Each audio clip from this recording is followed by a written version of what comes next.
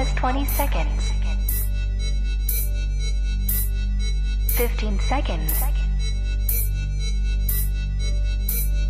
10, 9, 8, 7, 6, 5, 4, 3, 2, 1, 0.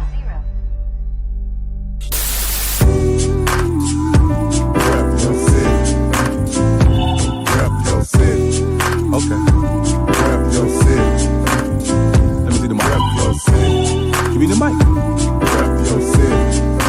I got you. Rep your city. I'm gonna tell you about mine. Rep your city. It's time for us to go live, so rep your city. I really would appreciate if y'all roll with me. Feeling this music cause it makes me wanna step. And if you don't want it to, then you lying to yourself. Cause every time we party, we gon' have fun. I don't know about you, but I'ma rep where I'm from. Rep your city. Okay. Rep your city. Let me see the mic. Rep your city. Give me the mic. Rep your city.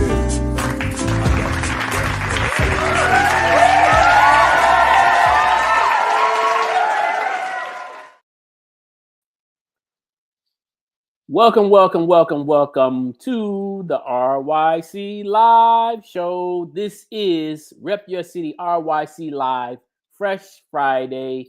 And my name is Artistic, and I am your host for tonight. And we are back once again with another fresh episode. We do this each and every Friday night at 8 p.m. Central Standard Time. We broadcast from the base here in Chicago, but we circulate around the globe. And tonight, we have our special guest, a surprise for many of you because we didn't have a promotion for our guest tonight. So many of you may not know who we have in the backstage area, but I'm going to bring him out in just a moment. All right. I thank him for taking out the time tonight to do this interview. I'm looking forward to his story. But before we introduce our guest, we'd like to encourage you to keep it locked and loaded on the platform RYC Live. If you have not done so already, please go to our YouTube channel and subscribe to our channel at RYC Live. Hit that subscribe button. Make sure you keep up with the latest and the greatest that we got going on. And if you'd like to be a guest on a future show, please send us an email to ryclive@yahoo.com. That's ryclive@yahoo.com. And someone from the team will get back to you to book you for a future date on a future show. Also, we are open for guided tours at the Chicago Hip Hop Heritage Museum each and every Saturday from 12 p.m. to 5 p.m. and Wednesdays from 12 p.m. to 5 p.m. And any other days of the week and the weekend, you can book a tour on our website at www.chhhm.com. That's chhhm.com, short for Chicago Hip Hop Heritage Museum. Go on there and book your tour so you can see the new exhibit. The new exhibit will only be up until next year, April, the end of April of 2025. And then we shut down for 2 months.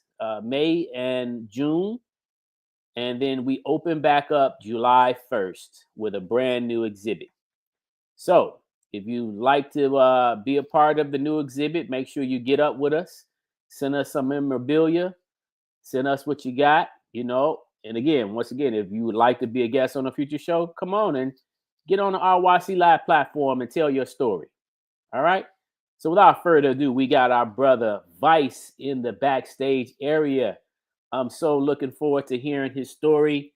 This is a brother, man, that has already came down and blessed us at the Chicago Hip Hop Heritage Museum with a performance and just his spirit. You know what I'm saying? I really dig his style. I'm glad that he's still one of the few last MCs in Chicago coming with the fire, one of the few. It's not very many that still come from that cloth, but this brother does. And so I'm so happy to be in his midst today and learn a little bit more than I knew tonight to hear his story. So without further ado, let's introduce our brother the one and only Vice. Yo, what's good? What's happening? What's good with you, artistic? What it do, baby? What's up, my brother? Man, I'm chilling, man. I'm chilling, man. You know, kicking back, you know what I'm saying? Join us Friday night in Chicago, you know. Yeah. It's a good night to be alive. Yes, sir. And yes, thank you, my brother, for coming on tonight in such a short notice. I'm glad you was available. I know, sometimes, Friday nights are busy for people. Yeah, man. But I was open for it, I could drop, if you know what I'm saying, to talk to my peoples, man. You guys got the hip hop museum, Chicago Hip Hop Museum. I'll drop what I'm doing to break bread with y'all, man. You know what I'm saying? That's love. Like I said, man. I got a story that needs to be told, So yeah. I anytime I can tell it, I'm gonna tell it. You know what I'm saying? There you go. See, some people don't know how important that is. See now, real quick, we just lost the legendary Quincy Jones, right? Yeah, man. And brother, I tell you, I knew he was a iconic figure, but since we lost him, everybody's making all these posts and talking about him and showing stuff some stuff that I've never even seen before. And I'm just like, this guy, what is it that he did not do? Man, he was a man. And I remember that's probably one of the best autobiographies I've read in my life was Quincy Jones' autobiography. Yeah. His and Ray Charles' book was a great book, man. That guy was a genius, man. He was a super producer. Nobody did it like Quincy. You know what I'm saying? He did everything. Yeah. Did it all. Yeah. And I got a chance to see his documentary, man. That was super dope too. You know? But both of them. He had two. He had the one then he had the one back in the day, Back on the Block. Yeah. Back on the Block joint. He did the album Back on the Block. Yeah. It's so much, man, that like I'm gonna have to go back in time just to kind of, catch up on some things. Really get to know him, man, because unfortunately I never got a chance to meet him, but like the body of work, man. I went to Google him, man, and it was just pages and pages and links of stuff about him. Yeah, man. Quincy. I collect a lot of wax and music, so I got a lot of Quincy Jones records, man, from jazz to the movie soundtracks to the R&B. You know what I'm saying? I have a lot of his music, man. Quincy was a phenomenal producer. Yeah. Phenomenal producer. Yeah. Because someone good for us to take note of too, True. Most definitely, yeah. When you talk about workflow and resume, man, putting the library together, Quincy was that guy, man. He was that guy. Yes, sir. He really was. So let's go all the way back for you, my brother. One of the things I appreciate about doing this show on this platform is, being able to hear other people's stories, refine my own story, because all of us have a story to tell, right? Whether we famous or not, we all have a story to tell, because every day you live life, you experience, and each day makes history. You know? And some people don't see how important that is, because again, at the end of your days that you live on this earth, it's not about the day that you was born. Obviously that's important, but what really counts is the day you die. Because now the world get a chance to really see, what have you done? Who were you as a person, and what did you do? You know what I'm saying? And so that's what really counts at the end. And so, in all of what you do in the middle or in between is important, but saying that all leads up to that day when it's all over and you can't do anything. And so now it's just like, okay, when you look at your body of work, was it good? Did you encourage anybody? Did you help anybody? What did you do? What's your legacy? Right. So let's go all the way back for you, man. And what year was it that kind of, sparked your interest to want to get in the game of hip hop, and why? I would say for me, the year was 1988. Okay. It was 1988. I was in high school. I listened to hip hop, but not a lot. I listened to what was on the radio. Run DMC, LL Cool J, of course. the Grandmaster Flashes and stuff like that. I listened to that. I really wasn't a hip hop head. Okay. I was at one of my friends. I always tell a story, man. I have a play sister named Toya. It's because of Toya that I love hip hop the way I do. We was at my boy Anthony's house playing basketball in the backyard, and she brought her boom box, and she lived next door. So she put her boom box in the window, and she just started playing this music, man. I never forget. She played Takes a Nation, a Million to Hold Us Back. She played the EPMD Strictly Business album, Big Daddy Kane's, the first joint, Long Live the Kane, and KRS One, By Any Means Necessary.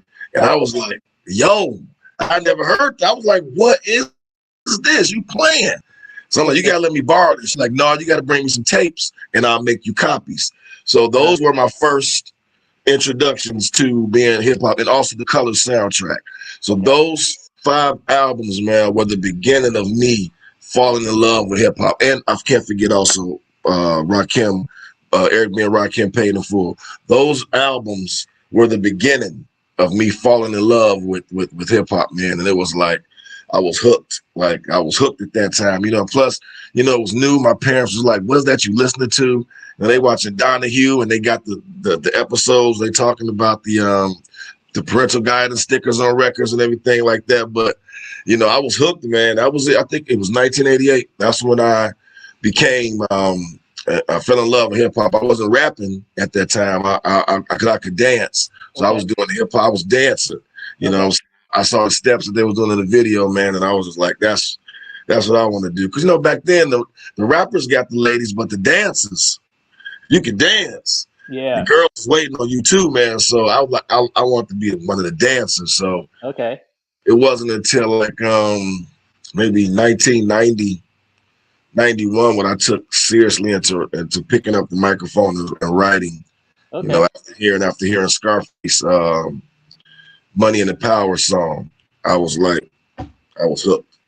Okay, so let me ask you this: paint the picture of what it was like prior to the bug biting you for hip hop. Like, what was your environment like in your neighborhood that you was growing up in? Like, what kind of things were you into as a youngster?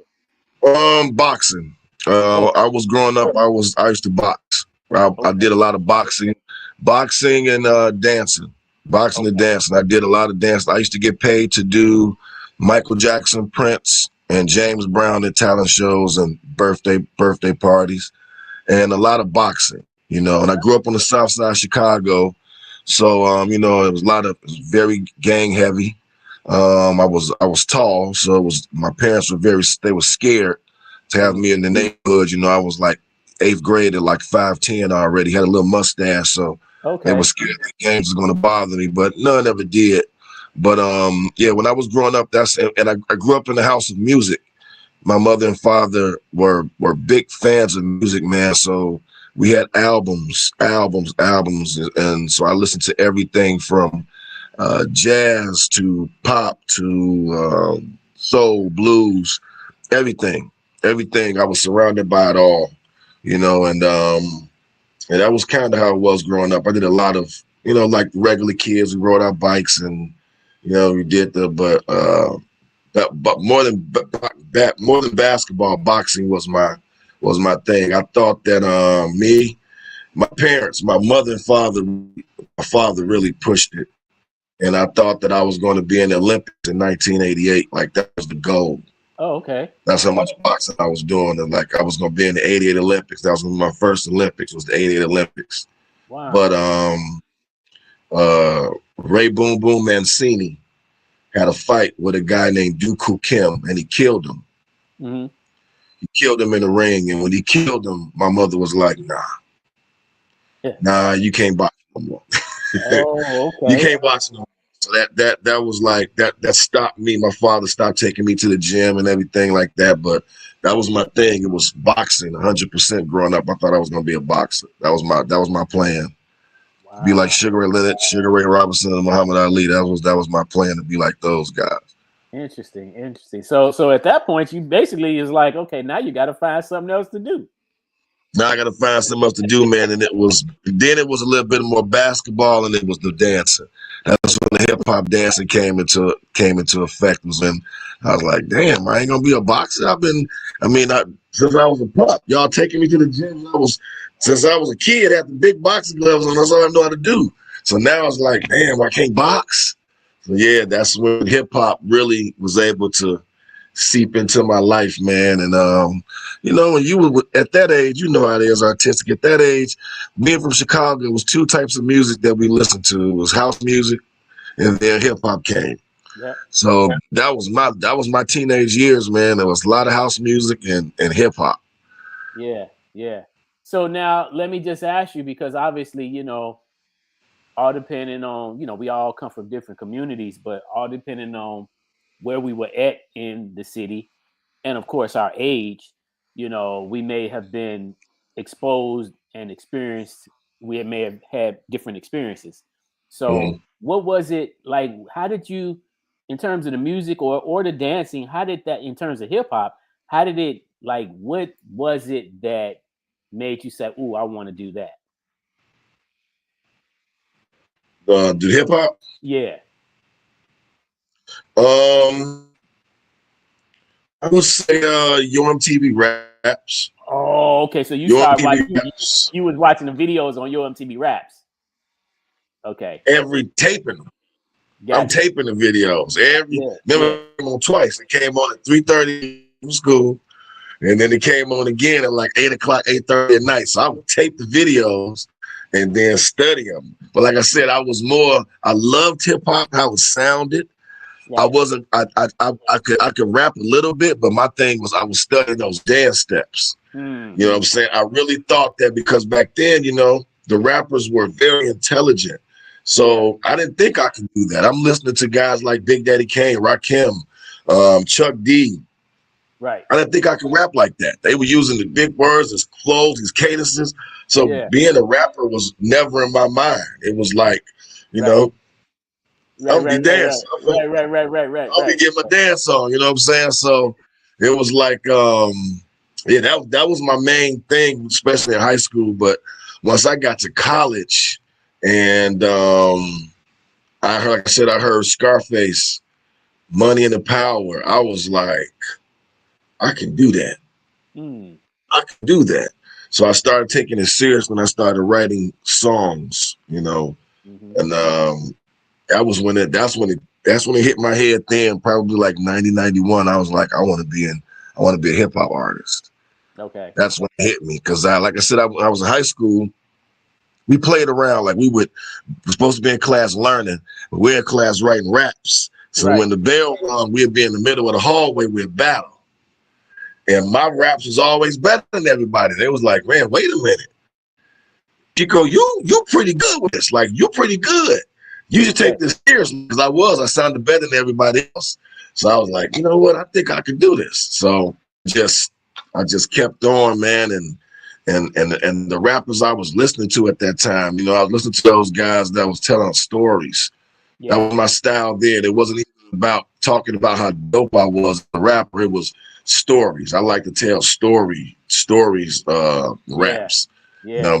So Coogee rap type stuff and Scarface. Like I said, those guys were like were big influences on my style. So what's my name? Shock G. Okay. Like that album, those guys was very big influences on my style, man. So yeah. Okay. Yeah. Now, was that when you was rhyming at the time and they were saying you were good, was that in high school or was that college? High school. Okay. That was in high school. When I got to college, my freshman year of college, I really didn't let anybody know I like rapping. Okay. It was still me doing the rhyming. I was in the modeling squad at Jackson State University. So nobody really knew that I was rapping. Okay. I messed my grades up and I had to come home for 2 semesters and go back to Jackson State. So it was when I came back home to get my grades back up. That's when I went full-fledged into it. When I went back to Jackson State in 93, I let everybody know I was rapping. Okay. Then I'm letting everybody know I'm rhyming, and people was like, yo, you good. Yeah. And that's how I got invited to be part of the Stupa Stowaways on college campus, on the campus. That's what's They up. heard me rap. They heard me battling on the hill. They heard me battling. It was like because I used to model. So they say, man, Chico the model up on the hill, slang nigga, man. He up on the hill, sling. We got a little cipher. We got a cipher going. I'm just killing them. Wow, rap. And nobody rap because I never let people know I rap. Yeah. So my boy Lazy Lee and Ice Gree, they was up on the hill. They were like, Chico can rap. They're like, hey, you come to a meeting at tonight. So I went to the meeting and it was like, hey, Chico can rap. He can rap good. Yeah, that's when I was like, okay. Because by that time, like I said, 92 was when I was like, yeah, I'm about to do this for real. And I came back home from J-State, I was seriously into the hip hop hard, man. Like we were looking for studios to record in, and all we did was sit up and write songs and freestyle. That's all we did, So I was really deep into it at that time. And what was really your first? Deep into it. What was your first crew? The first crew was my first crew that was Stupa Stowaways. Okay. It was Stupa Stowaways. That was when I was in college. That was my first crew, Stupa Stowaways. And if people don't know, the Stupa Stowaways was a group, a crew in Jackson, Mississippi.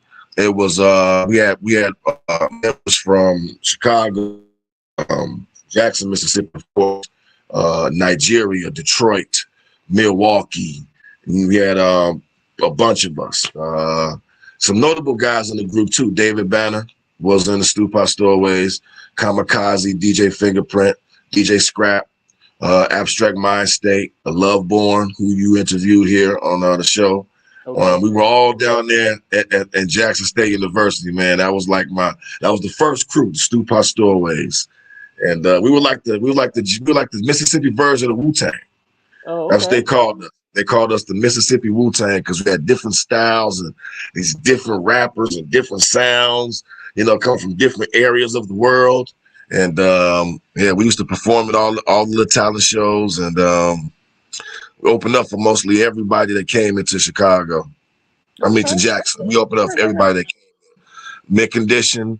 We opened up for Mint Condition. We opened up for Mint Condition twice when they came to school. Wow. Mint Condition was, and the youngsters, Odd Squad. Well, we opened up for Odd Squad with Devin the Dude when they was part of the Odd Squad. So, yeah, that was like that Summer '93 is what taught me how to be an MC too. Okay. Because all we did was sit around and freestyle. Me and David Banner and this guy named P Dope. Rest in peace to P Dope, who was in our crew. P Dope was a phenomenal freestyler. He could freestyle, and you would swear for God that it was written. Mm-hmm. Me and Banner was like, "How do you do that? How do you make your rhymes sound like they're written?"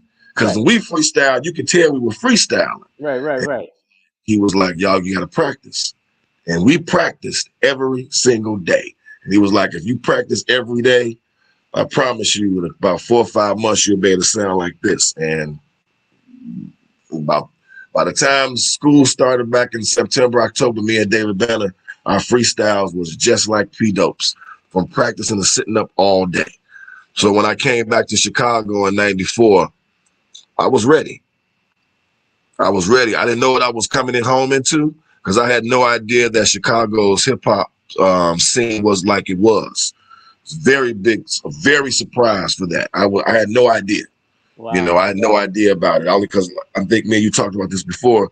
The only radio station I knew about, KKC, I knew about WHPK. I knew about those things, but I didn't know about the as all of the events.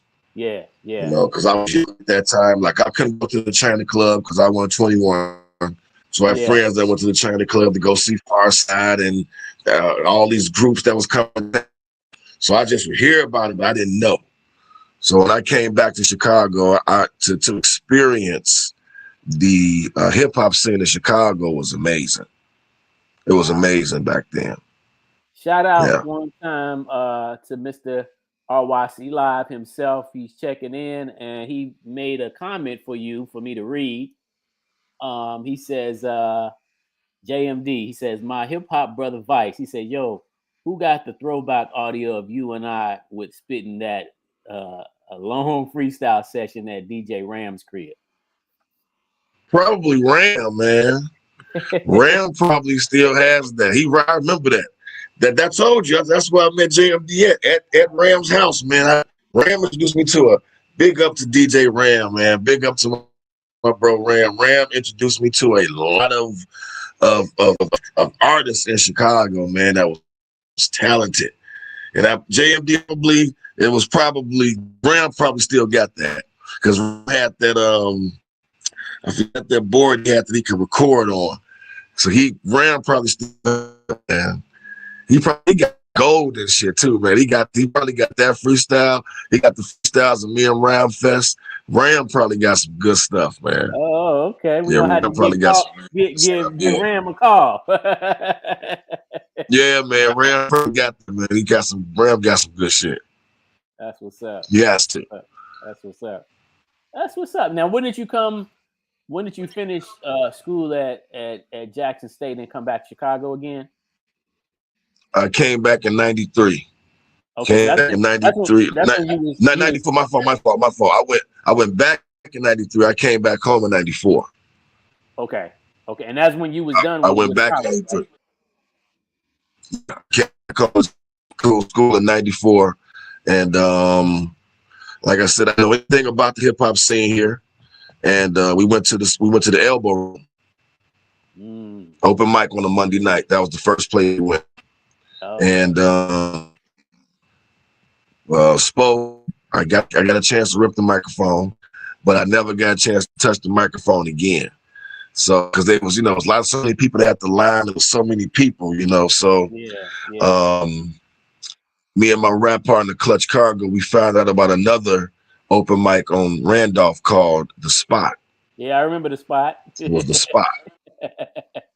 The Spot is the place that helped put me on. That spot is because of DJ Ram. Okay. Big up to Lil Ray. Lil Ray was the host. And we go up there the first night we go up there, and he gave me the mic. And I ripped it. And after we left out of there, Ram came outside like, hey man, give me your number. Y'all come by the crib this weekend so we can work, just work. And that started it right there. So when I came back the next Thursday, Lil Ray was like, hey, you touching the mic. And every Thursday I came back, it was like, I got a chance to touch the mic. So I got my name out a little bit, and I started going to HBK.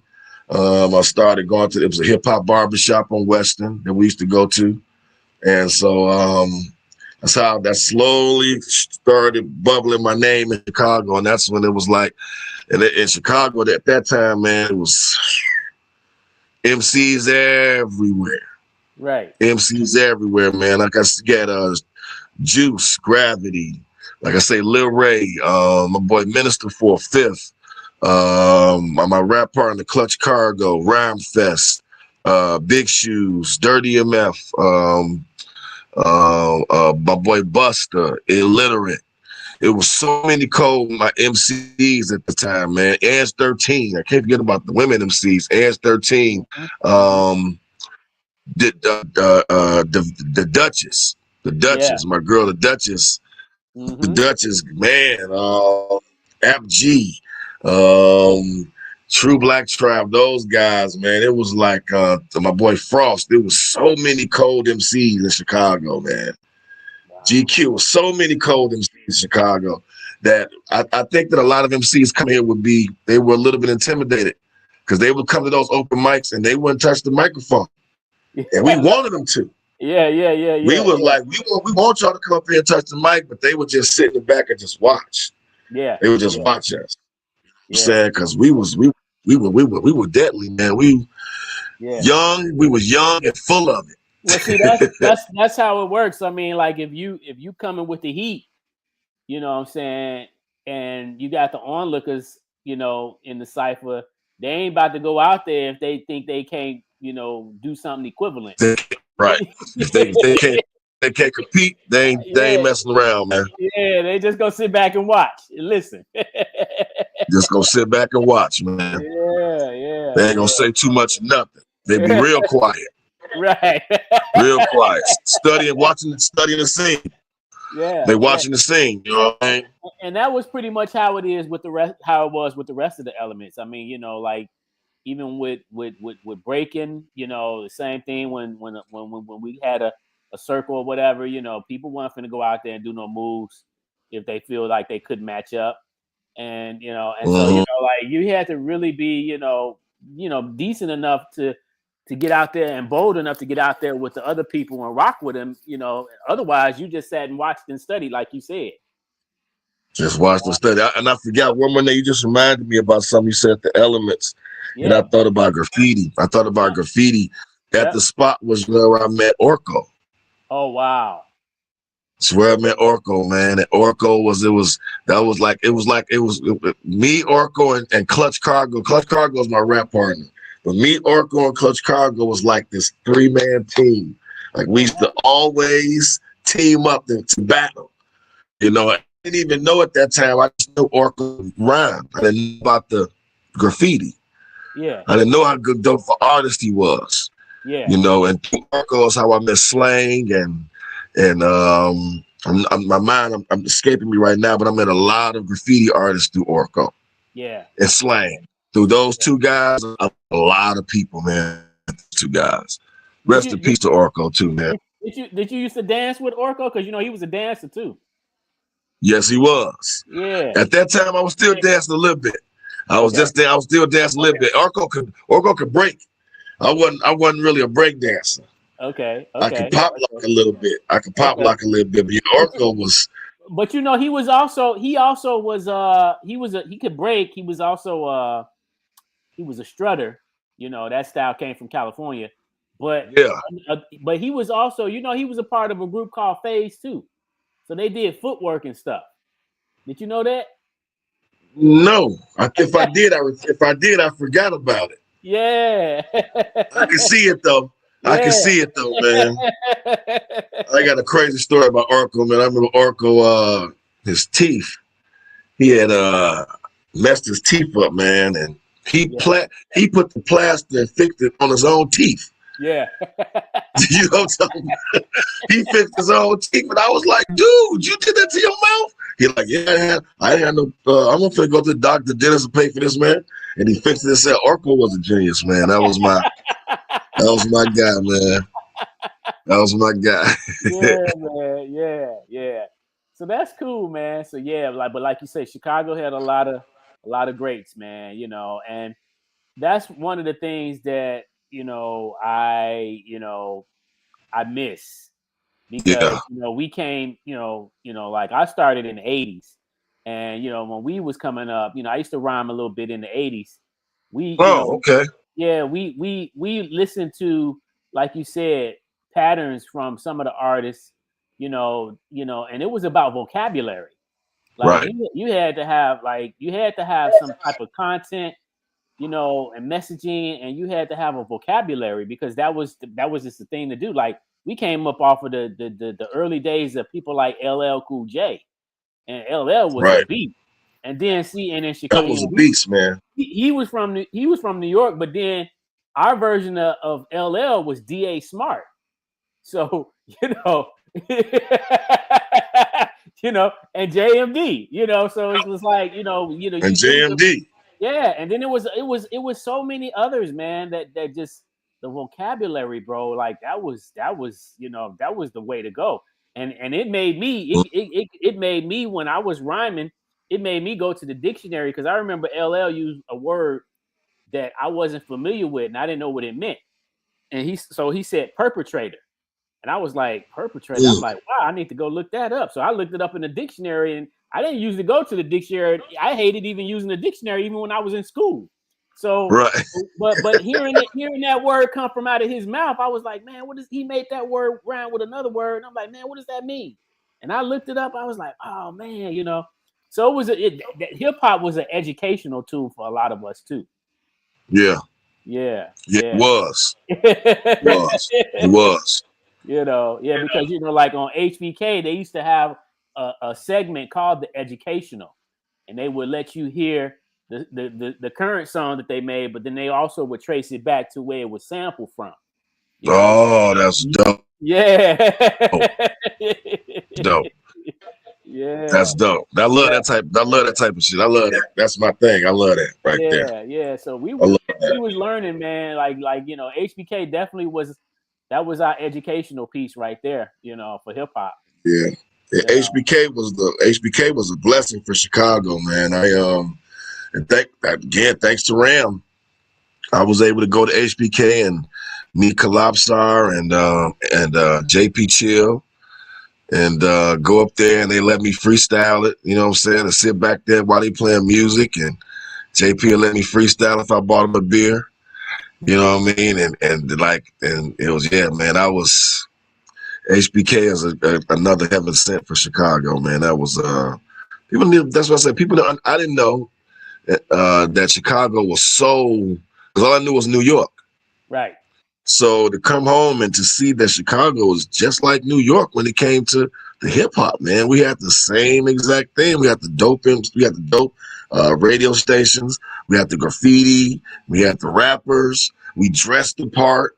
You know what I'm saying? We talked the part. It was like, it was an oasis, man. I gotta say it's just changed a lot, but it was an oasis back then. I tell the little young MCs now, man, if you guys could have been around during that time, just the open mics. I remember me and 33 and the Third would always would laugh about this, because we at these open mics, we're learning stage presence. Right. You're learning how to hold the microphone. Right. You know what I'm saying? So we really didn't need an A&R. Yeah. By the time we made it into the scene, we didn't need A&Rs. We knew, and being here in Chicago, if you was not good, the audience let you know. Yep.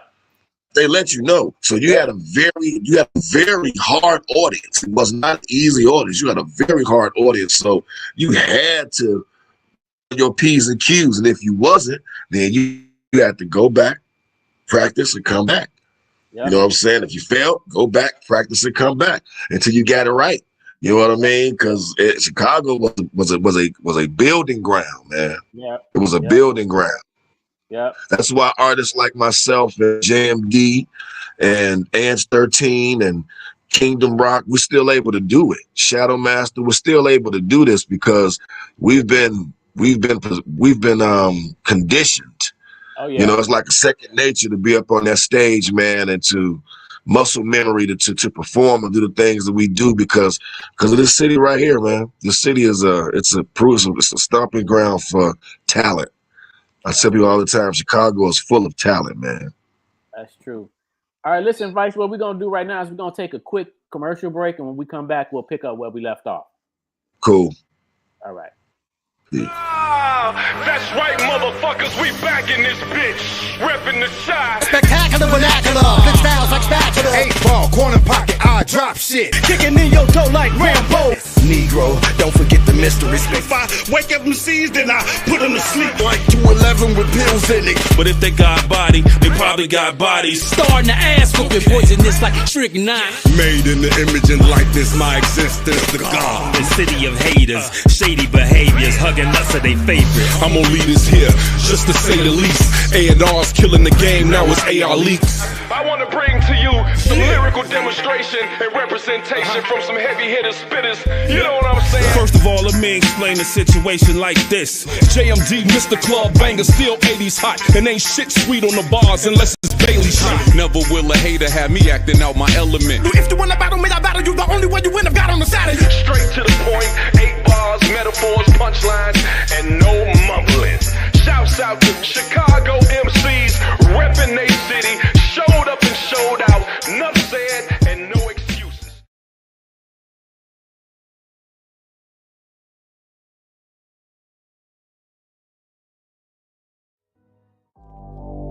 Frequency. Hey. Yeah. Hey. I'm about to flip on your frequency. Flipping it. Frequency. Flipping it. Frequency. Flipping it. Frequency.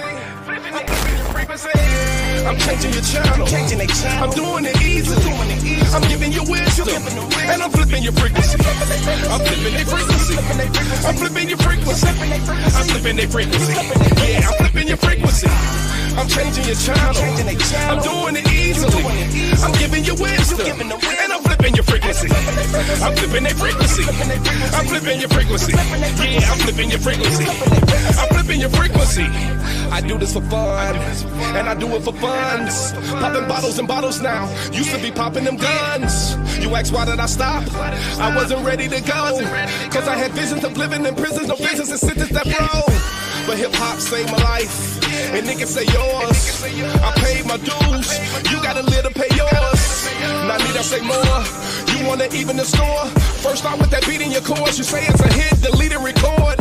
Go. Rap's too plain, so I fly over heads. Since rap done changed, many died over dreads. Social media got they eye on your threads. Now you want your Facebook, go live for the feds. I'm changing your channel. I'm doing it easily. I'm giving you wisdom.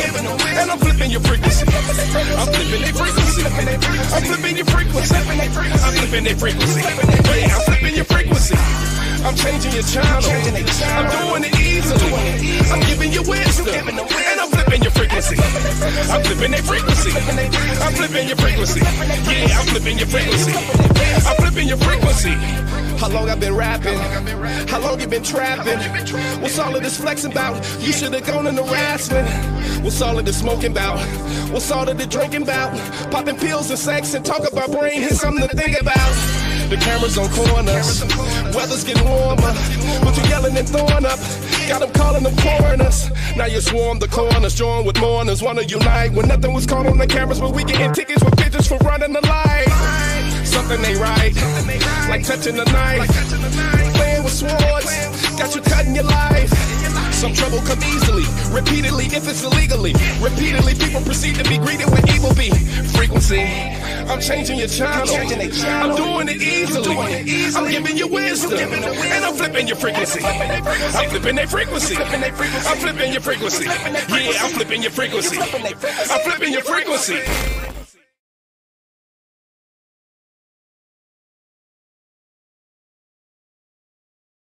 Welcome to the RYC Live. If you feel good, put your hands up high. And if you rep the hood in the city of the Chi, this is your joint right here. No lie, no lie. Welcome to the RYC Live. If you feel good, put your hands up high. And if you rep the hood in the city of the Chi, this is your joint right here. No lie, no lie. Welcome to the RYC.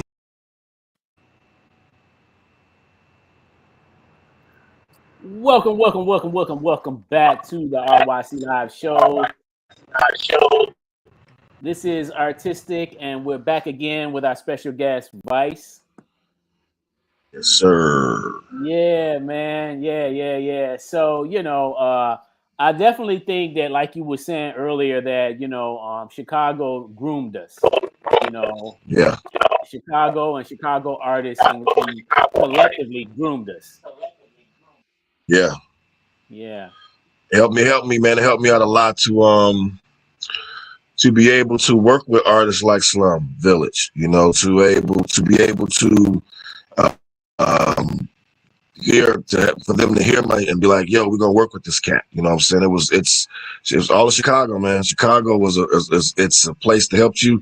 It helped me get my sword real sharp, and being in the city and with certain people to teach me how to write songs. Twilight Tone was a DJ that pulled me to the side and had me at his house doing writing workshops. Those type of things helped me out a lot later on in my career, man, to do the ghostwriting and all that. It was like I learned all of that right here in Chicago, right here in this city, man. Mm-hmm. Now, how do you what's your formula to writing when you write a song? Do you have to hear the track first, or do you write your rhyme first and then see if you can match the track to it? How do you work? Well, it depends. Sometimes I'll be walking down the street and come up with some ideas of some lyrics in my mind. Sometimes I need to ride around with the beat for a couple of days, sometimes a couple of weeks, to just to sort of inside my system. Sometimes I'll play the record and I'll have it on repeat and play it while I'm asleep. It's just playing over and over and over again while I'm sleeping, so I can wake up into it. So I have a lot of different ways that I approach it. But most of the time, it's with the headphones on and me chilling. Okay. I used to write a lot without music. I haven't done that in a long time, but I used to do that a lot. Just write a bunch of lyrics. Okay. Now, how would you define your particular style of rhyme? I would define it as lyrical. Okay. I would say lyrical. A lyrical. That's about it. I can put it on lyrical deep. I don't know. I guess I have to let somebody else answer that. But lyrical for me, I'm a lyrical guy. I try to write my songs like I write my papers. Like I used to do my papers when I was in school. It has to make sense. Okay. It has to make sense. I have to make sure that the word fits. I'm not going to use a word if it doesn't fit there. Like a stickler for that. So you have to say lyrical, man. That's probably the best to describe my style as a lyrical. I like to make people think. I like to make people rewind. I would like to say. I think I would like lyrical be my style. I'll find my style as lyrical. Okay. Not lyrical miracle, but lyrical. Yeah. Now, not lyrical miracle, but lyrical. Right. Now, what's some of the other crews that you went on to join later that you told us off the record that you were in? The Drunk Uncles with Tony Baines and Lid Law. Dirty Slums. That's the Slum Village with T3 from Slum Village. Illa's little brother, rapper Big Poof little brother, Focus from Aftermath. We were all the Dirty Slums crew. I have the Renaissance, Chicago family. It was my crew, the Scientists of Sound, True Black Tribe, the Elements of Nature. We were all Renaissance. And then just recently, I embarked on a venture with 4 more other MCs and a producer, and we call ourselves the Pickpockets. So I'm in a lot of crews, man. So that's interesting. So y'all were a conglomerate. The Renaissance was a conglomerate, and in that it had Eon's Elements of Nature, right? Had Eon's Elements of Nature, True Black Tribe, and my crew, Scientists of Sound, and we would show up deep. Show up deep, you know what I'm saying? Like we would call Dirty or Tony Baines and be like, we gonna meet here. And we would all meet up somewhere. We would walk into a club, man, open mic, and be like 20, 30 of us. We come in mobbing, looking for the microphone. Rest in peace to Metamo, because me and Metamo would be in the front. We come in mobbing. So it was like a conglomerate, man, of dope MCs, like a big conglomerate of us. It was just a way to be together, man. It was, supporting each other's shows and being on each other's records. You know what I'm saying? That was like, a big conglomerate of 3 different families. And Elements of Nature and True Black Tribe were huge. Those are 2 big families of huge MC, a lot of people in those groups. So, yeah, man, it was that was my crew in the 90s, man. This Renaissance. Okay. Renaissance. Okay, so Mr. RYC Live we got to get you on the next Chicago Ill Cypher joint and concert coming soon. Yes, sir. Yes, sir. He know that's JMD know that's automatic, man. All he gotta do is call me. He know how I go. It's all good. Yeah. That's what's up. Yeah. That's what's up. Well, you know what? Let's do this. Let's go ahead and take a look into the first video we're going to show cool. And song called I Am. And then afterwards, I want you to talk a little bit about the whole concept of that project. Cool. For All sure. right. Let me do this here. Take this off real quick. Okay.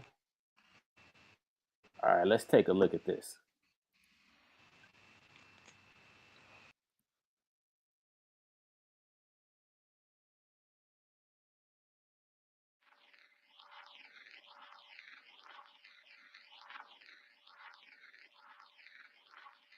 He's unusual. He can kill anybody without regret. Who am I? Most of the people I'm him. This is it. I'm here. The real is back. Tell a friend. Who is he? I'm him. Who am I?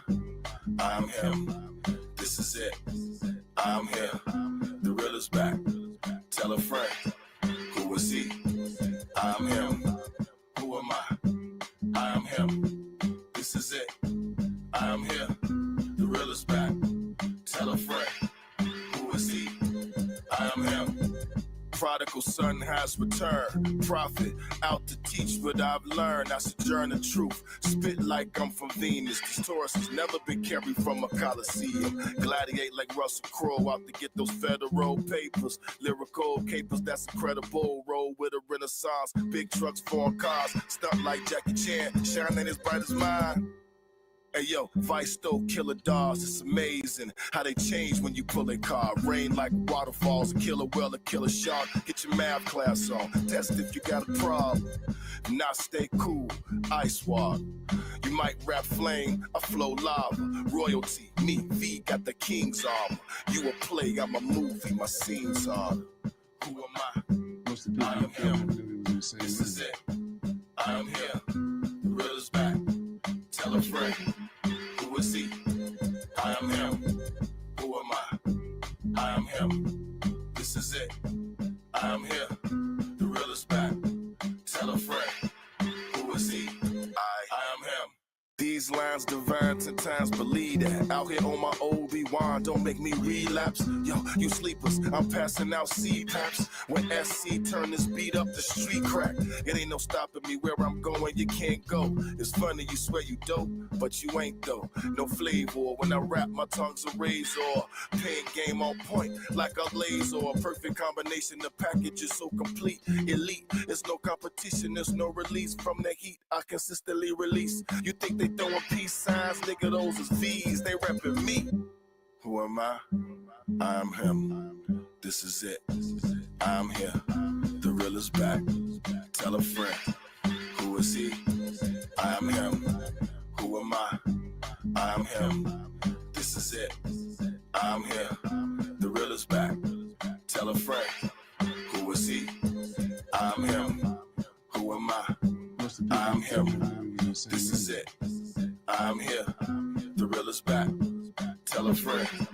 Who is he? I am him. I am him. I am him. I am him. I am him. I am him. I am him. I am him.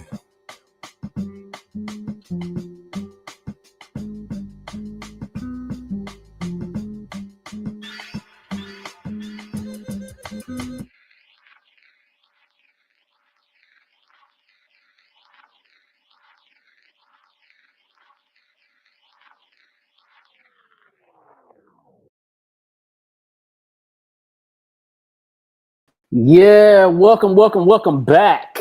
Yes, man. So tell us a little bit about that, that project and, Oh man, how that came to be. That's the newest project I got, man. Lifelines, the latest album I just dropped.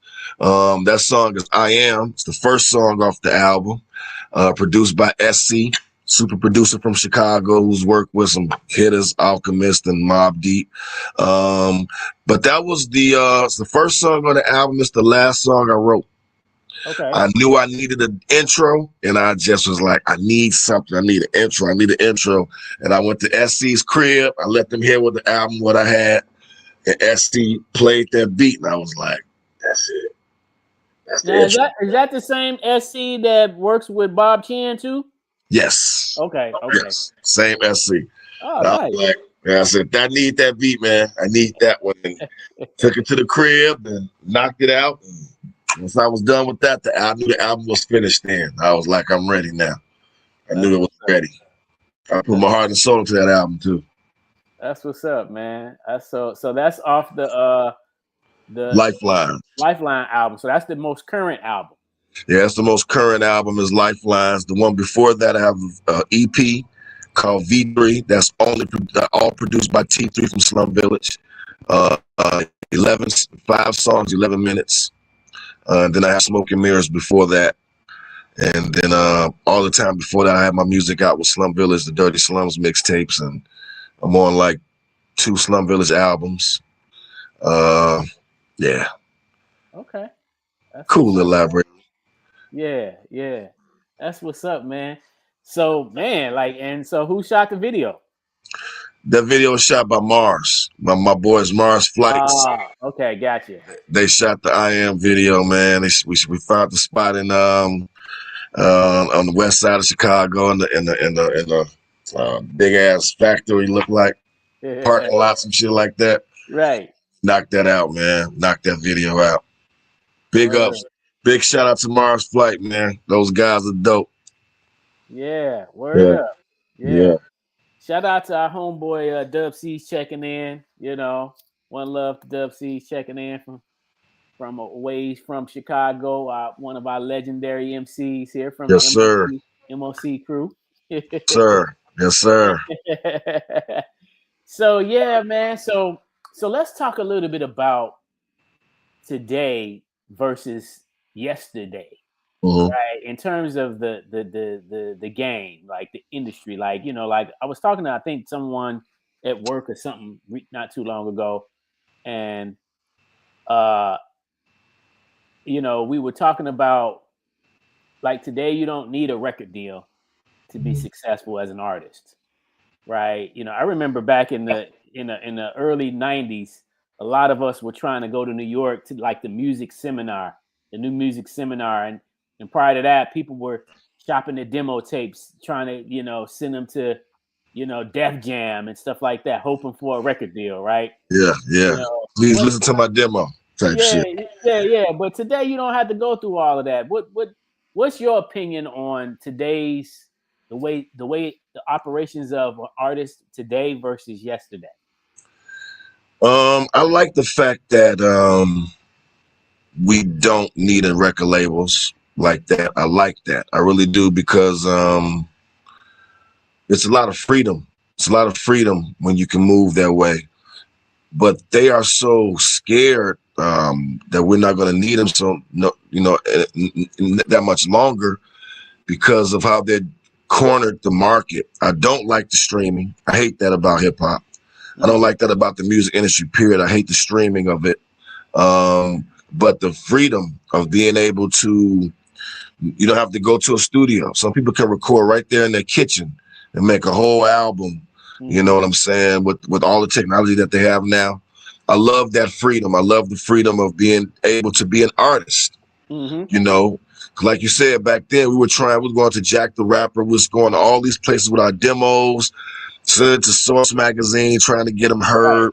Right. You know, so this is like with I tell people all the time, if there was social media back then, a lot of us would have been superstars right now. Yeah, exactly. If they had social media back then, man, like we would have been superstars by now. So it's like, you know, I guess we were before our time, but that's the only thing I like about the hip hop right now is the freedom that you're able to be an artist.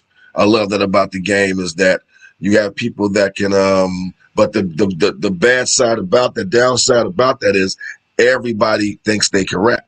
Everybody wants to be a rapper now. And like you were saying earlier, like you had to be talented.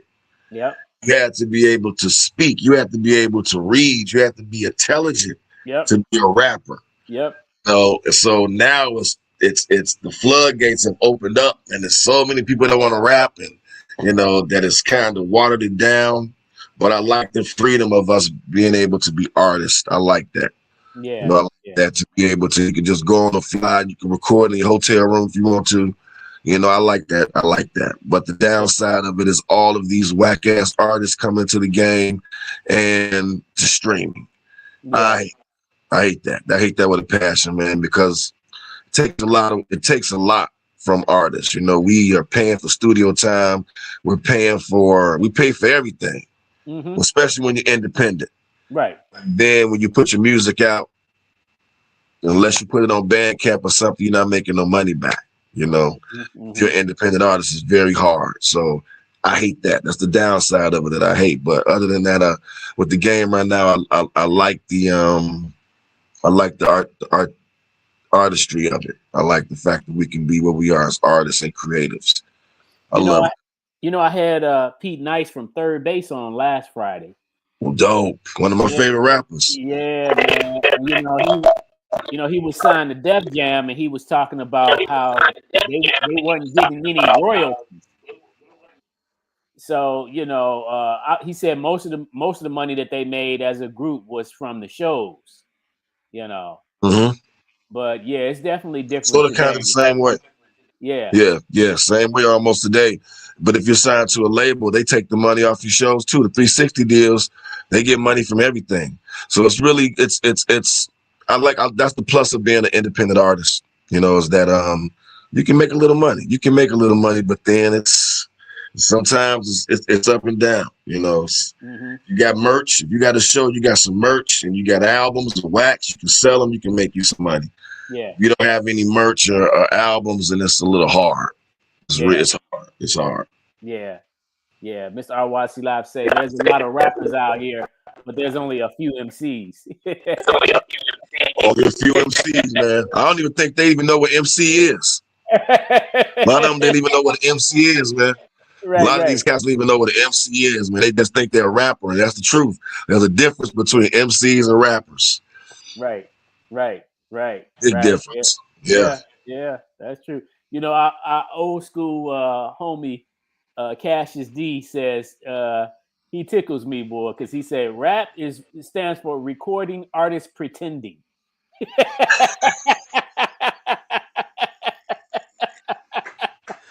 Big up Cassius, man. Big up Cassius D, man. That's dope. I'm gonna use that, Cassius. I'm telling you, I'm using it. Yeah, man. I gotta steal that one from him, man. Right. I gotta get that from him. That's a good one. Yeah, man.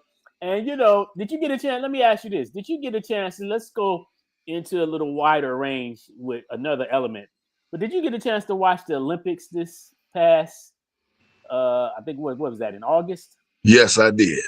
Okay, what did you think about it? Talking about the breakdancing part?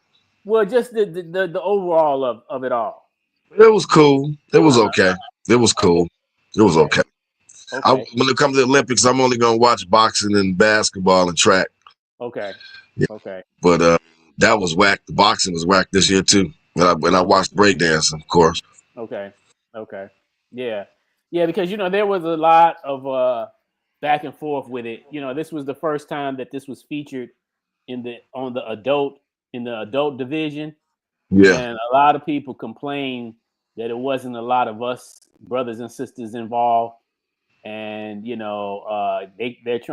don't like the fact that all these other nationalities of people are involved in it now. And then of course the lady Ray Gun from Australia, she didn't help the situation any better by what she did with the kangaroo hop and all that crap. That shit was terrible. That was terrible. But you know what? That's a lot of our fault though, because when we were growing in the 80s and 90s, you had a lot of us doing all 4 or 5 of the elements. Now everybody just wants to be a rapper. Yeah. I don't even think you got DJs no more, because a lot of people don't want to be a DJ because they ain't got a DJ. They just got to pull out their computer. You know what I'm saying? But now everybody wants to be a rapper. But back in the days, you had people that wanted to do graffiti. They didn't want to rap. You had ones that just wanted to break dance. They didn't want to rap. You had ones just want to DJ. They didn't want to rap.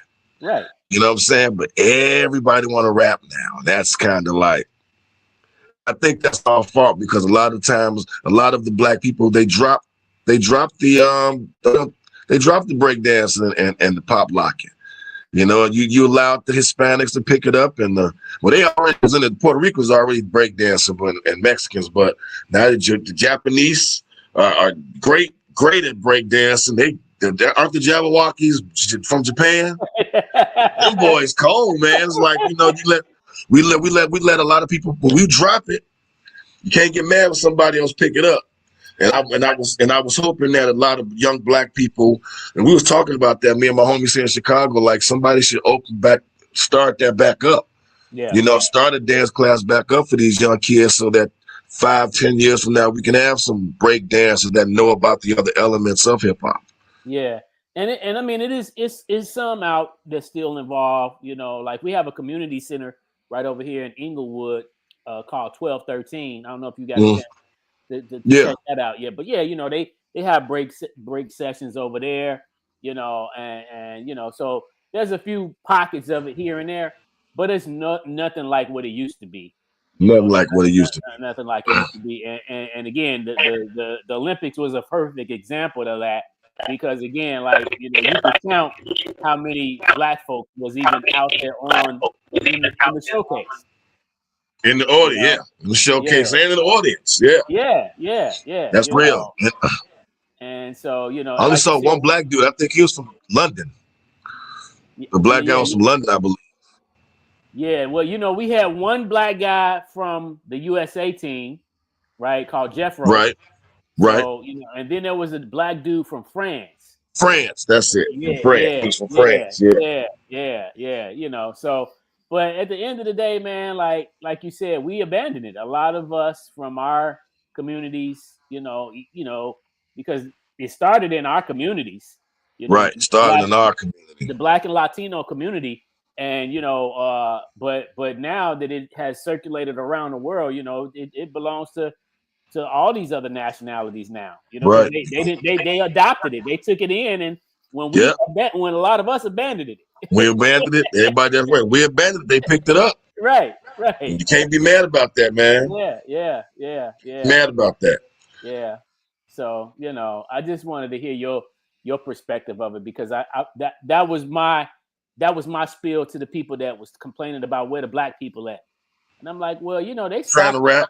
A lot of them stopped in the 80s. They stopped in the 80s, man. Trying to rap. That's what they do. They trying to rap. Everybody, you know what I'm saying? They trying to rap. Ain't nobody doing it no more. You can't get mad if somebody else pick it up when you drop it. That's how I look at it too. Yeah. So what do you think about the state of hip hop in general today? Like, how do you feel? Is it healthy, or is it on dialysis, or is it on life support? What do you think? I believe it's healthy. Okay. What is on life support is, and it's always been that way, it's who the radios, the media chooses to play. Okay. You know what I'm saying? You have, when you turn the radio on, that's bullshit. Mm-hmm. You know, the music that you hear on the radio, that's bullshit, man. There are some great MCs out here. I'm talking about the ones that's my age. Mm-hmm. You know, you still have LL Cool J doing his thing, Common still doing his thing, Nas still doing his thing, you know, Black Thought still doing his thing. Right. But then when you look at the up and coming guys, you got old girl Doechii. You have Larry June. You have right here from Chicago, man. We got the Joel Q's. We got Brittany Carter's. Mm-hmm. You know what I'm saying? We got the I Am Gods. We got KO. We got some talent in Chicago. We got some talent here. I just think we have to we need more WHBKs. Yeah, definitely. We need more of those. We need more of those that's going to play the real and not this BS that they have on the radio that you think that's what this is, because that's not hip hop. Yeah. That's rap. Like Cash would say, that's those are pretenders. Yeah. You know what I'm saying? Those are pretenders, you know what I'm saying? So it's like, because me being in it, I'm always love hip hop. But I think that we just have to you have to open your ears. Mm-hmm. You know, you have to open your ears, because there's so many great artists out here, man. So many great artists out here, man. So, you know, and you just gotta open up your ears, man, and listen to different things. Yeah. You know, like Chuck D said, turn off the radio. Turn off that bullshit. Turn off the radio. I mean, and listen to some real hip hop, man, because it's still there. Yeah. Still there. I agree. I argue that with people that, because some people still go around, you know, they were saying this even in the 90s that at some point hip hop was dead. Yeah. But, you know, I disagree. I just feel that you got to know where to go to find it. You know where to go to find it. We've allowed other entities to come into our culture and switch things around, you know, make us think this is dope when it's really not, you know. So we just have to snatch our culture back from these culture vultures, man. We got to snatch it back.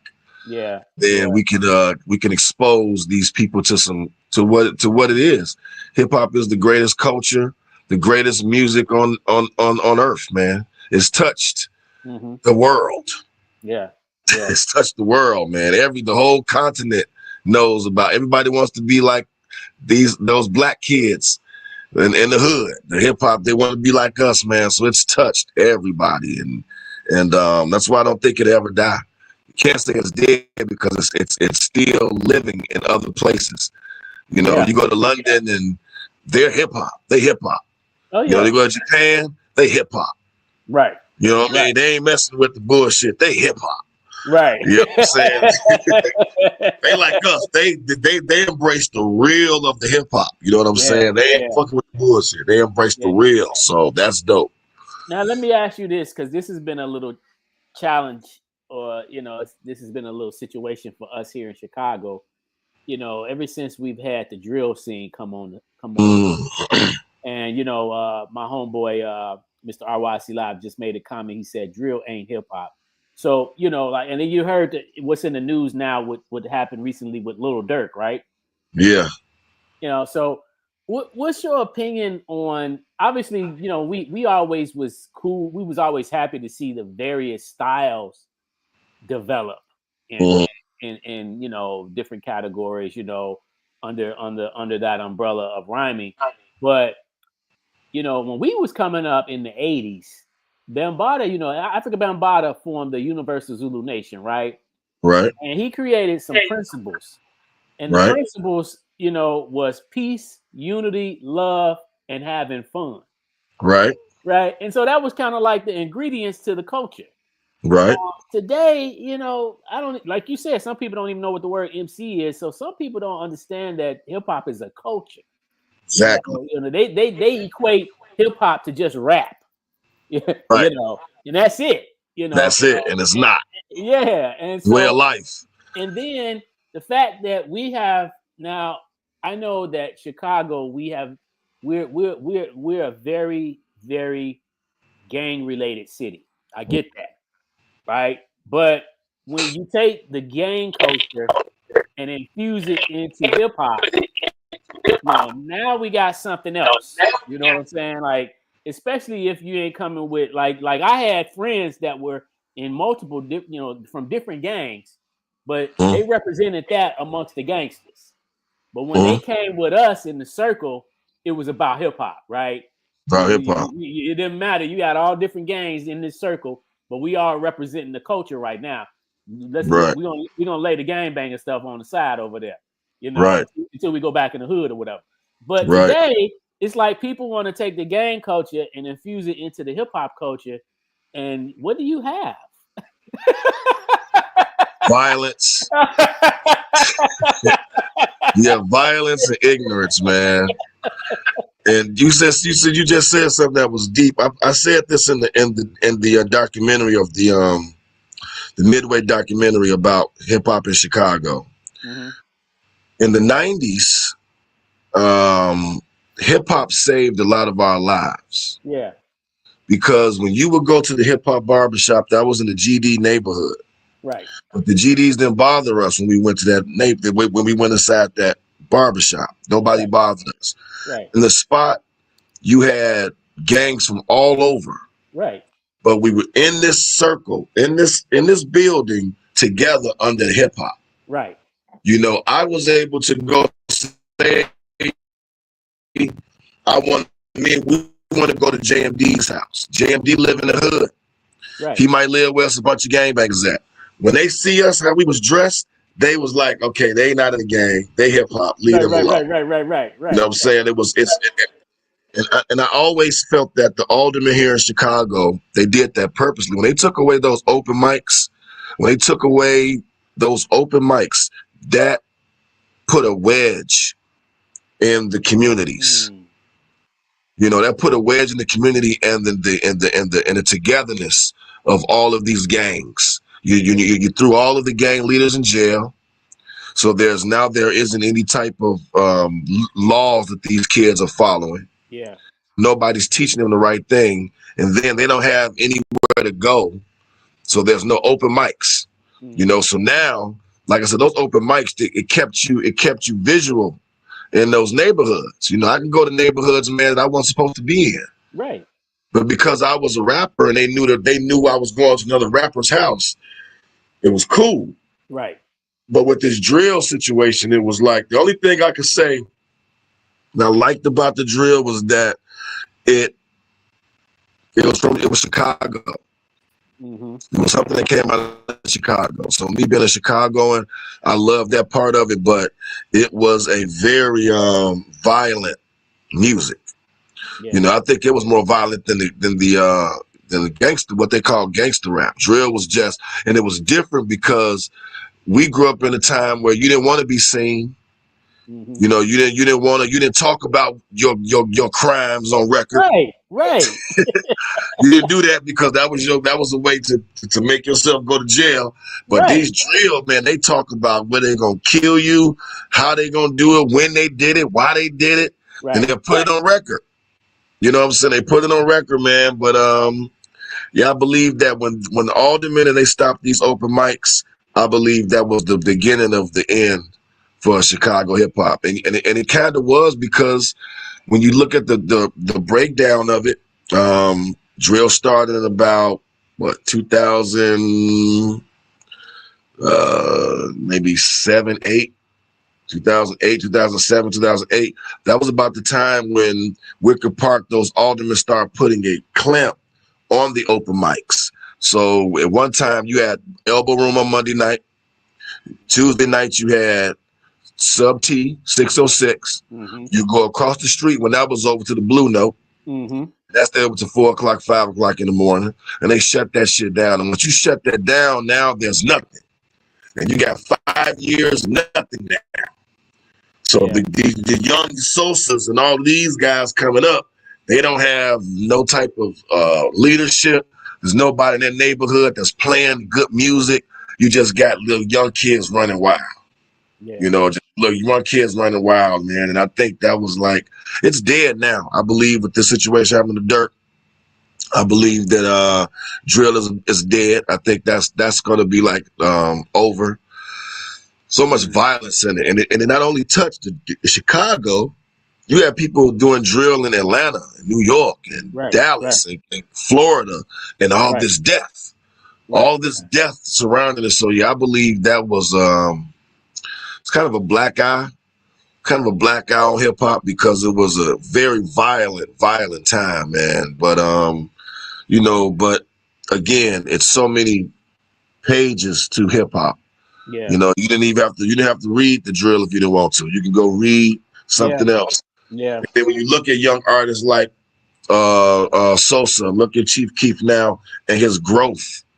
You know, the type of artist he is now, the type of person he is now, getting out of Chicago and going to LA and seeing how he acts right now. It's like, you know, sometimes you just got to get out the element. And I think drill was a poison that was in those neighborhoods. You know, that was a poison in those neighborhoods. Those kids needed something to, and some of those drill rappers were great, man. Like King Von. King Von was a great rapper. He was a great storyteller, but he was just a murderer. You know what I'm saying? He was a murderer, man. And I didn't really, a lot of drill music, that was a scene I just couldn't, I didn't understand it. Being a hip hop guy, I didn't want to diss it. you know, you want to be the OG, like that's whack. I would try to give it a chance, but it was like, right. This ain't what I want to hear right here, bro. Yeah. And hey, look, ain't nothing cool about promoting somebody getting killed, right? Nothing at all. Nothing at all, bro. Yeah. So, all right. Well, let's do this. Let's go into your live performance. With most of that being at the Chicago Hip Hop Heritage Museum. Let's check that out right now. Yes, sir. All right. So we're gonna share the screen here. All right, y'all. Check this out.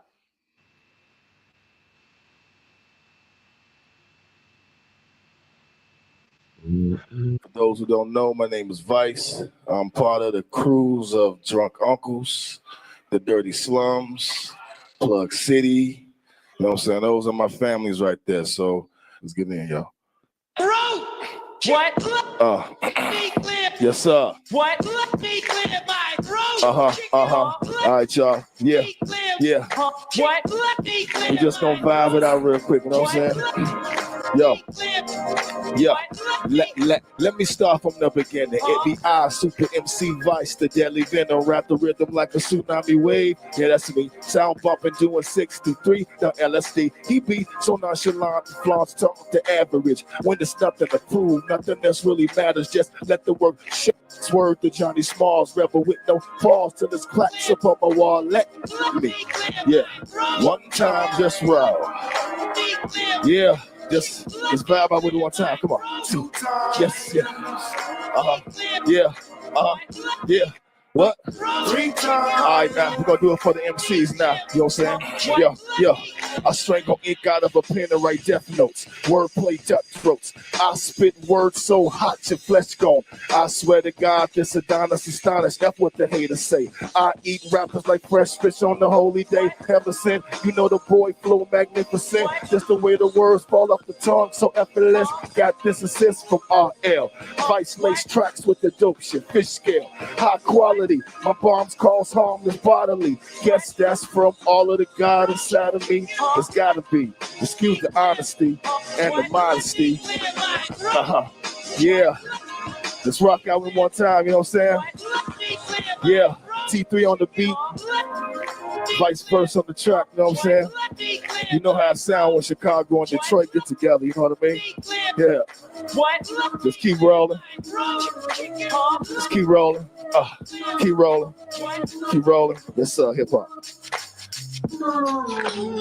Yeah, make a little noise. Make a little noise.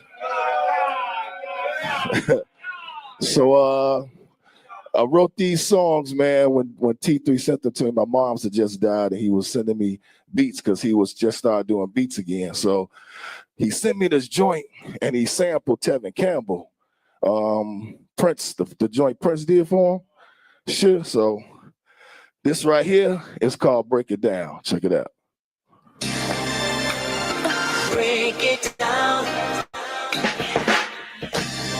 Yeah. Break it down. Yeah. Check 1, 2. Pheromones got a melting like fondue. My design shine like the sun do. Effervescence make it hard for you to consume. I'm in my own world. I'm a whole planet, such a work of art. God was Leonardo with this canvas. I don't mean to do it, it's just automatic. I'm Nancy's firstborn boy, son of Sandy. Bloodline got game all in. It's over when she get a lift for the creed at Venice. Grown man with it, no juvenile in the routine. Then I walk off with the peddling like, I copy, pop it, yeah, one time for your mind. I swear to the lock it up. Flows, yeah. Yo, it's electric, plug it in the socket. These flows like angel dust, combust soon as they trust. The bass go up. I got big shoulders like the city I'm from. I play no games, nigga. I said sons. All's a rock to be the holiest. That be my protection from all this phony shit. It's the true and living, shivering, so cool they shivering.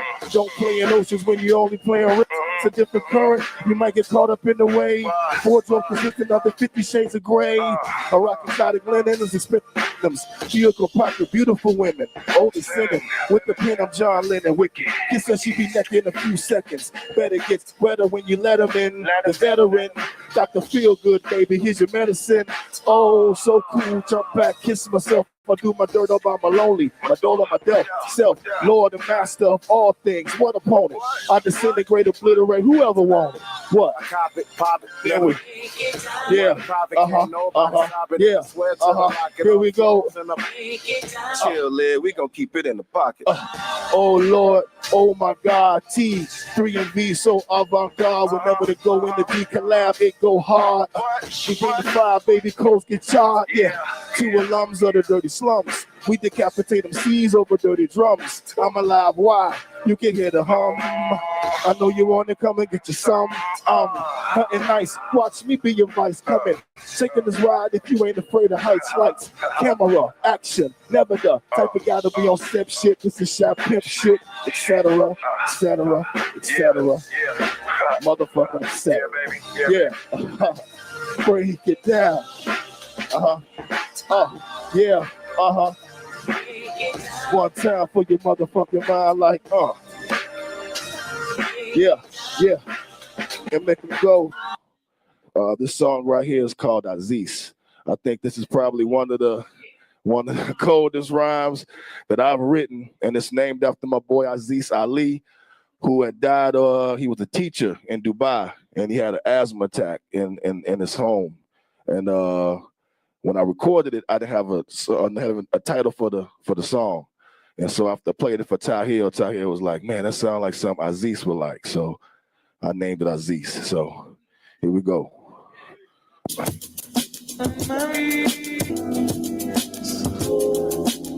Hey yo, I sit back, sipping Remy on the rocks, puffing flower, watching documentaries, keep my brain cells powered, zoning out, sit on top of Mount Sun gazing, all occasions, I'm half man, half amazing. It's crazy the road I travel, the gravel my feet stepped on, places I rock, records I feel, my rap poem, ghostwriter, probably the most slept on. Give me a pen and a pad, I'll give you a fresh song. I do it for the love, that's the truth of it. Peace, freedom, and justice, the fruits of it. I'm so vain, I'm co-trained, I'm soul trained, I'm top 10 from Go Ill, it's a no-brainer. Resume speaks louder than a bomb, depending on the speakers I'm on. I do it till the break of dawn. I'm Mike Jordan in the 6th game, Mike Tyson untamed, MJ in the Spiller rain. I go crazy off the brain, in my own lane, impeccable range. I can talk about anything, everything I touch, AU. The spot, elbow, double door, I pay dues. Lemonade was a popular drink and it still is. Yes, sir.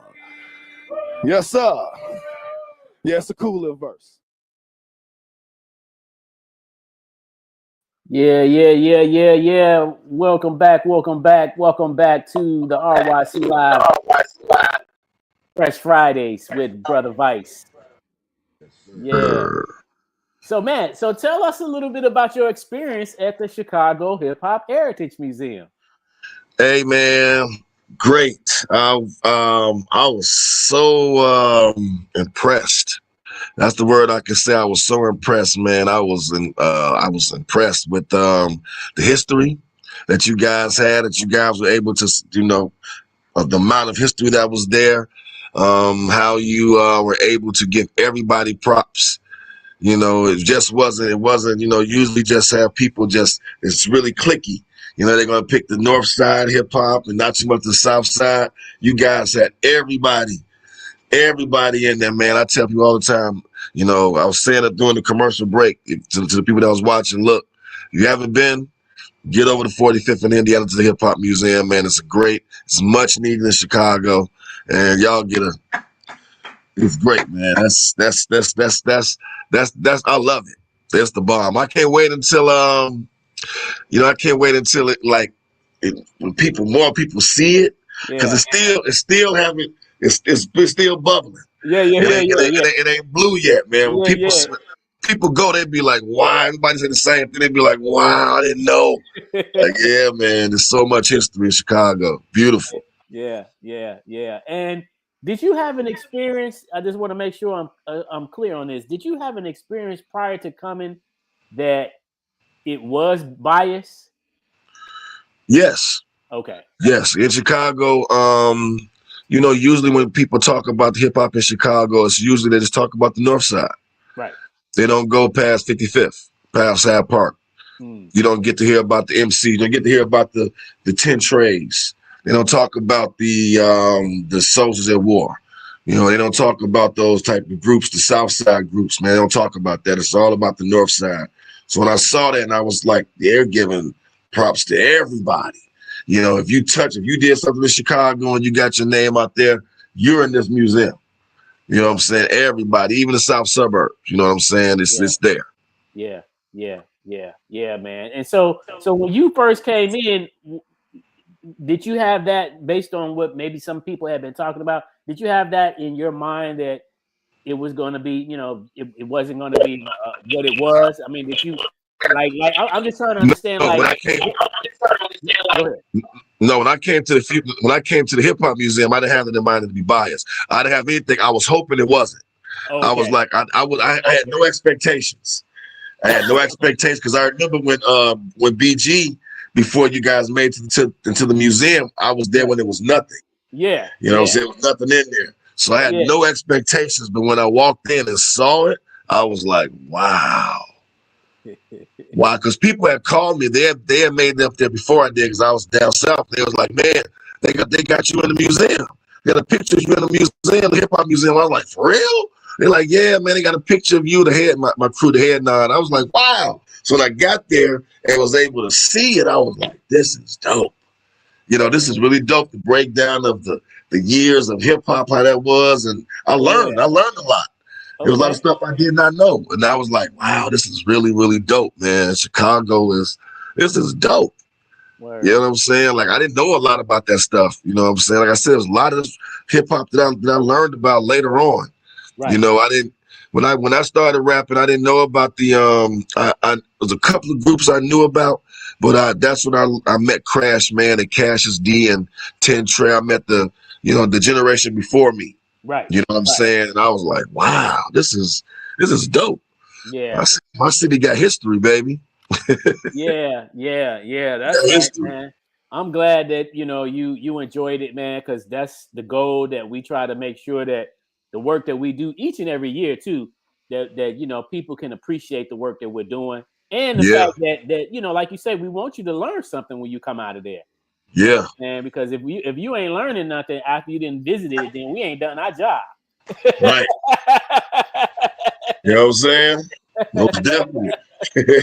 Now, to couple that, this year we did for the first time, what was called, because of Ronnie Boykin, an awesome day in Chicago. So you got a chance to be a part of that. Yes. What was your experience like?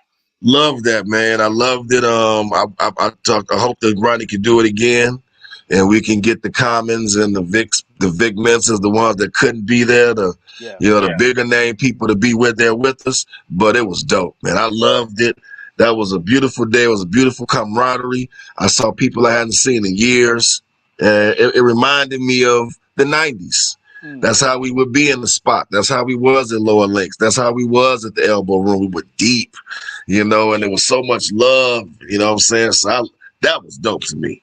Yeah, that was dope. I was excited about that day too, man. That was dope. Cool. That was dope. That was dope how y'all put that together too, man. Yeah. You know, it was Ronnie had been wanting to do it, and so he reached out to us because he realized that our space was the perfect spot to shoot the photo in front of.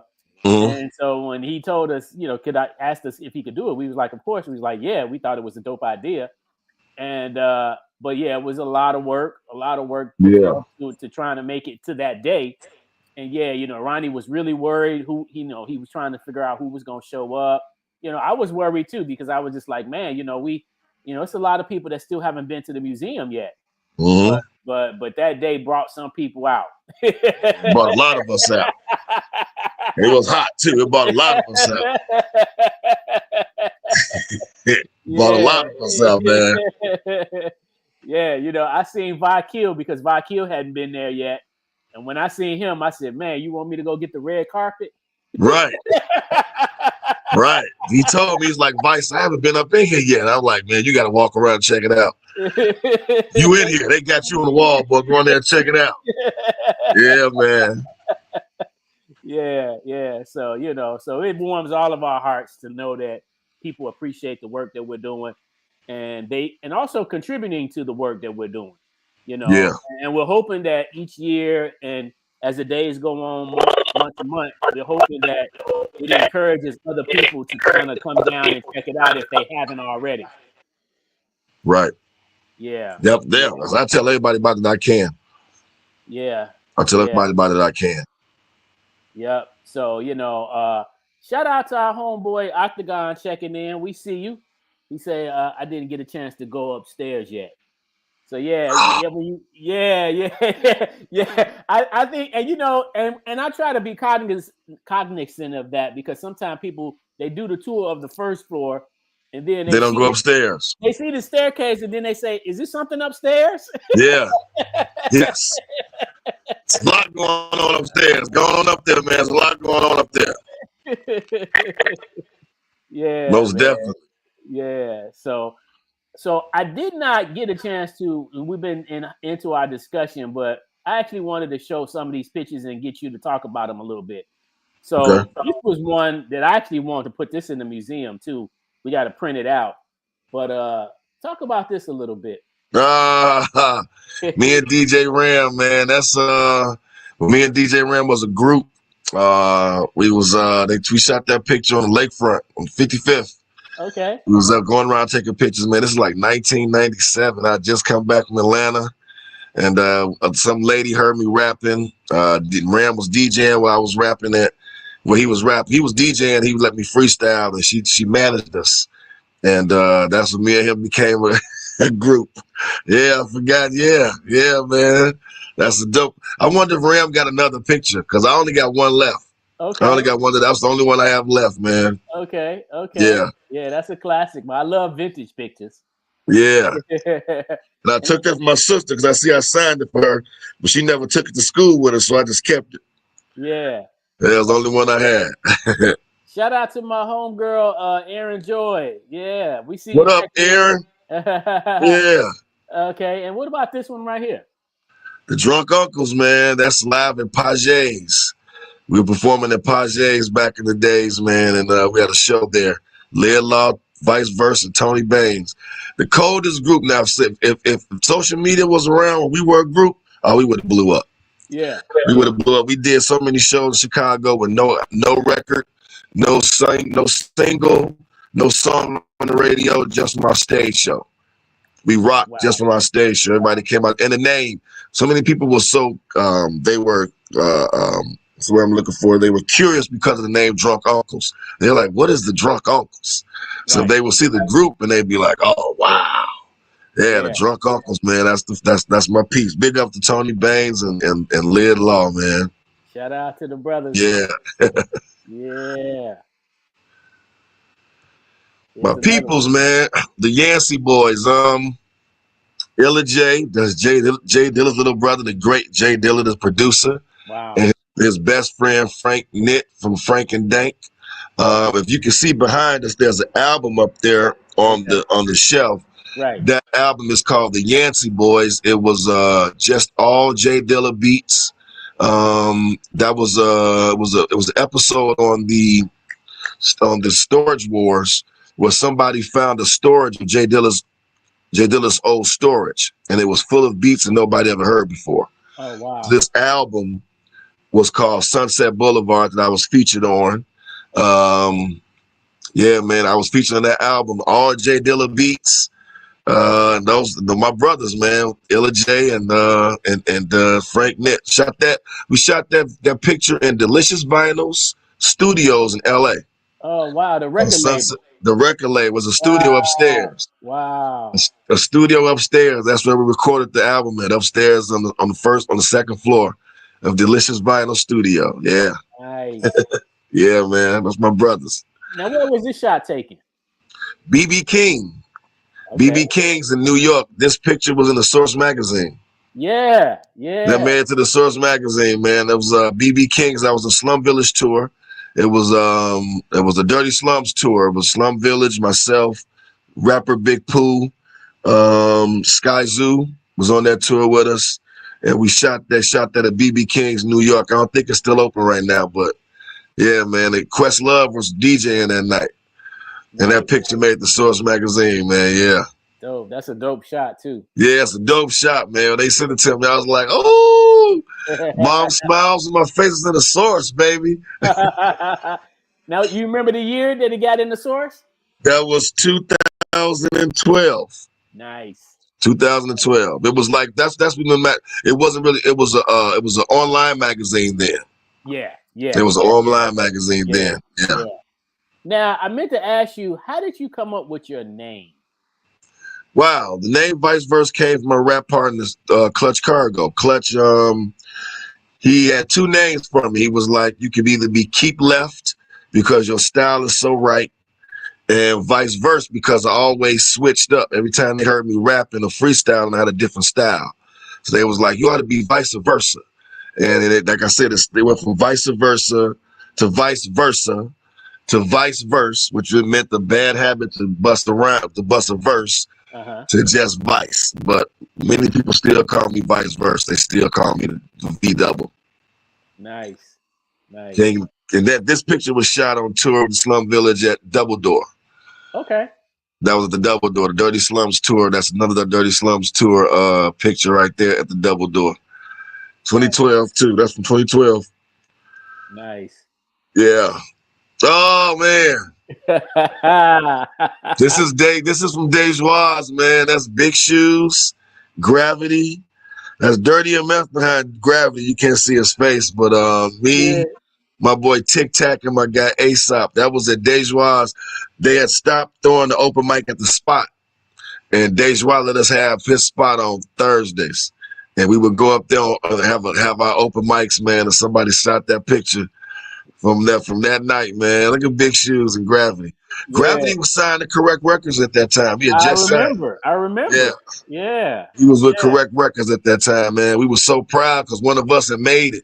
Yeah. You know what I'm saying? He had just signed at that time. He had just signed with them. I do remember that. Yeah. That's interesting. Yeah, he had just signed with them. Oh man. This is the family, Twan Gabs, rest in peace to Twan Gabs, Bob Chin, super producer XL, and Tony Baines. XL is he works a lot with Sweet Juices. He got a song on the Kanye West album, the church one. Okay. Yeah, he got a couple of songs on there. He did Getting Some Head, Shauna. Yeah. Yeah, that's the crew right there. That's the Tony Baines crew. That's like 2018. Wow. It's like 2018, man. Yeah. Wow. Dope flick right there. Dope flick. This is a nice one. This is a nice one too here. That's a real nice one right there. That's a real nice one right there. That's Tony. That's Twan, me, and Juice at the shrine. Nice. At the shrine. Wow. Yep. And then, last but not least, man, to conclude it, Bam. Oh yeah. Yeah. Now, was this your first time in the museum when, outside of when you first came before we had put the stuff up? But was this your first time there this day? No. I'm talking about since we had put stuff up on the walls. No, I came there the first performance that you guys had. Who was there that first night? You guys did the first one. Oh, was Pugs? Was it Pugs? Pugs, yes. Okay, gotcha. I was there for the Pugs joint. Gotcha. I was there for the Pugs joint. Okay, so that's when you first came and seen everything. That was when I first came and seen everything that was put up. Yeah, that's the first time. Word. Yeah. Yeah, man. Well, man, bro, it's been an honor and a privilege and a pleasure. Man, keep up the great work, man. I look forward I appreciate it. Yeah, man. I look forward to continually seeing what you're gonna be doing in the future. And we got to get. We still got some things we need to do with you, though. We need your autograph. We're gonna set up and organize a current photo shoot soon too. Okay. At the museum. And then again, like I said, if you got any memorabilia that any extras or something that you might like to donate, like music or clothes or any of that, hip hop related, we would love to have it. Got you. I'm there, man. Let me know when. I'll come up there the next couple of days to sign my name whenever y'all want me to. That's beautiful. That's beautiful. That's love. Yeah. So, what would you like to say in conclusion to any up and coming artists out there today? Somebody that might be watching, trying to figure out which way to go. Don't stop. Keep pushing. Build your library up. No matter what nobody says, man, build your library up. Record as many songs as possible. If you are an artist and that's what you want to do, be an artist. Create every day. If you are a rapper, you should be writing a rhyme every day. If you are a producer, you should be doing a beat, 2 or 3 beats every single day, man. Create. That's what was put on this earth to do, is create. And so when you leave here, try to give it like Jazzy Jeff said, die empty, man. Record, create as much as you can, and let the world hear what you got. Never stop. Never stop. Never stop, because when it comes to creating, there's no stopping creating, man. You know, you can create. You can create, and you never know. You might create something 5 years from now that might get heard, and it put you on the map. That's what's up. That's what's up. I'm saying. We got legend, the legend L1 checking in. He told me to tell you what's up.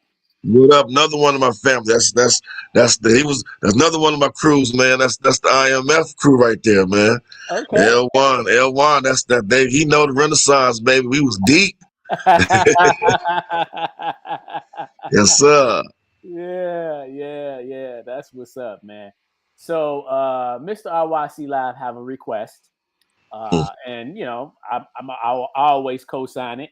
So we would love for you to do a short drop for us. You know, anything you'd like to say, whether you know off the dome right now or just in words spoken, about the RYC Live Show.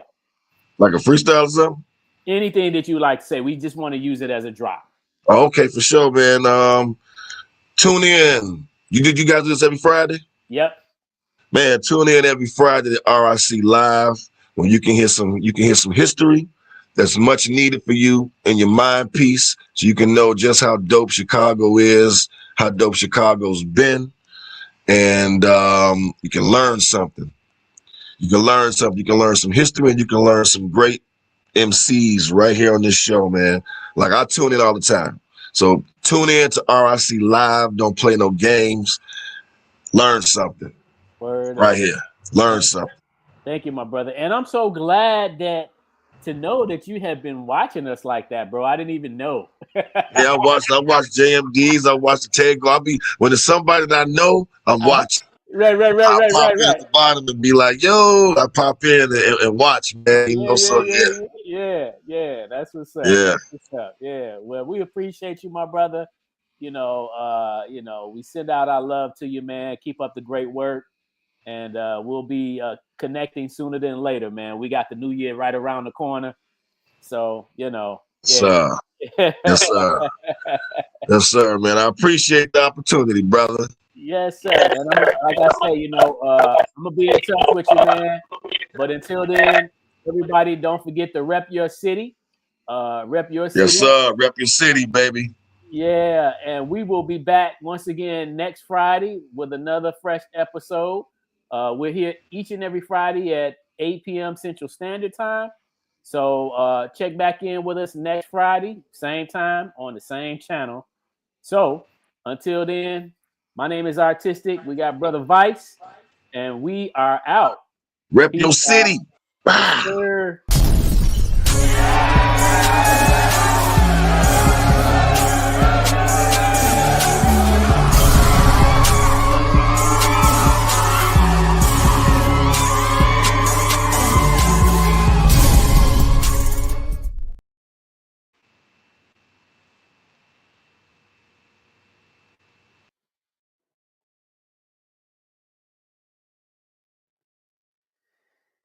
Yeah.